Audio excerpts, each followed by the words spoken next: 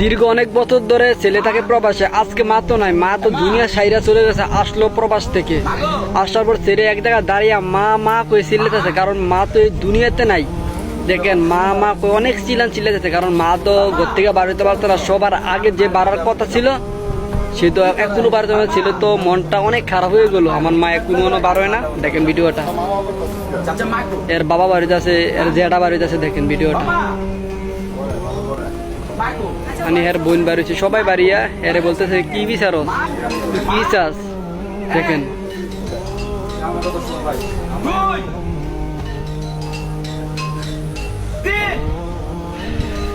দেখেন এখন ঘরে গিয়ে দেখবো মা নাই, ও মায় কই গেছে। এই দেখেন করতে হবে দৌড়ে বাড়ি, ভাইয়া বলতেছে ভাই আমার মা কই, মানে কেউ বলতেছে না যে মা মারা গেছে, কেউ বলতেছে না। প্রবাস থেকে আসার পর এই দেন এখন ছেলের বাবাটা হাতে টাইনা নিতেছে, মানে মায়ের কাছে ছেলের নিতেছে। দেখেন মায়ের কবরের সামনে আনছে, দেখেন সামনে। ওকা বাবা বলে এটা তোমার, এখানে তোমার মায় আছে।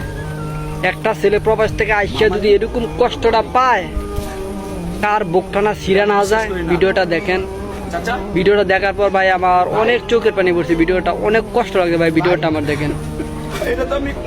বলতেছে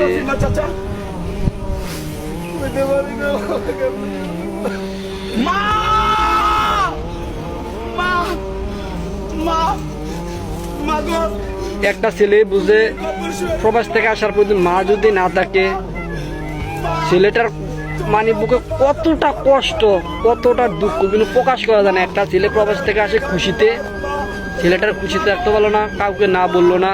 তেহার মা মারা গেছে, এখন কবরের সামনে যাচ্ছে। ছেলে তো কবরটা ধরে কান্না কারে কয়, মানে ভিডিওটা ভাই দেখার পর কি যে বলবো আমি।